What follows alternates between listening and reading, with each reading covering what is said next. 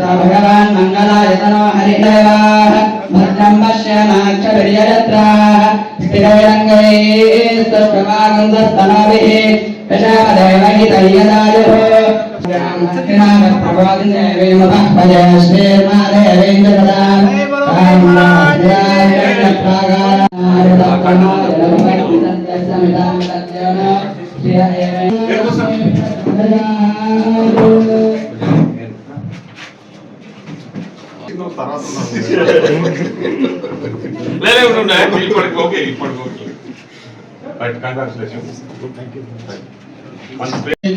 ఇటువంటి ఆఫీసులు తెరిచే ప్రయోగం చేయకుండా కేవలం ఎన్నికల కొరకే ఈ కార్యక్రమాలు చేపట్టారు. కానీ కేవలం మనం కాంగ్రెస్ ప్రభుత్వం ఏదైతే అధికారంకి వచ్చిందో స్థానిక శాసనసభ్యులు గారు అధికారం వచ్చిన మొదటి రోజు నుంచి కూడా కౌకుంట్ల మండలి గెజిట్ రాలేదు. గెజిట్ కొరకు చాలా సార్లు రెవెన్యూ మినిస్టర్ గారి దగ్గరికి చాలా సార్లు తిరిగి ఈ యొక్క గెజిట్ అయితేనేమి రాబోయే కాలంలో కౌకుంట్ల మండలంలో పెద్ద ఎత్తున ఆఫీసులు అయితేనేమి కౌకుంట్ల మండల్ కొత్త మండల్ కాబట్టి తప్పకుండా వారు ప్రత్యేక దృష్టి పెట్టి కౌకుంట్ల మండలాన్ని పెద్ద ఎత్తున నిధులిచ్చి అన్ని విధాల డెవలప్ చేస్తారని, అదే విధంగా రేపు జరగబోయే కొత్త బిల్డింగ్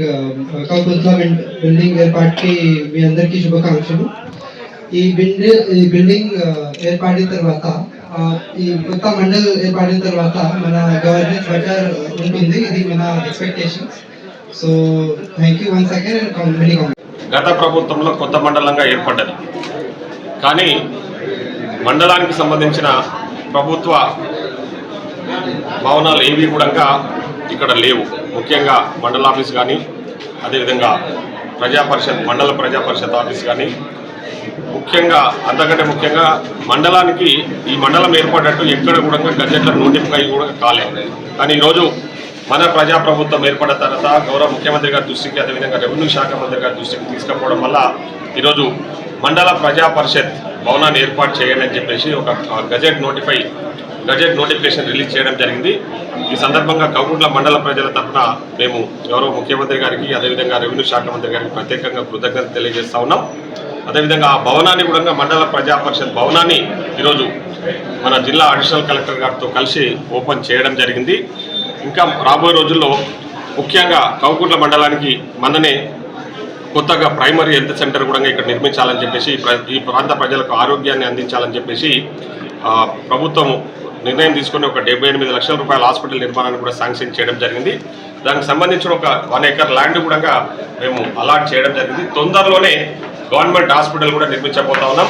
అదే కాకుండా MRO office, MPDO office, police station, ఇతర గవర్నమెంట్ ఆఫీసెస్ ఏమున్నా కూడా ఒకే దగ్గర ఇంటిగ్రేటెడ్ మండల్ రెవెన్యూ కాంప్లెక్స్ ఒకటే దగ్గర ఏర్పాటు చేయాలని కూడా ఒక ప్రతిపాదన ఉంది. దానికి సంబంధించిన విషయాలను కూడా సంబంధిత శాఖ మంత్రుల దృష్టికి తీసుకుపోవడం జరిగింది.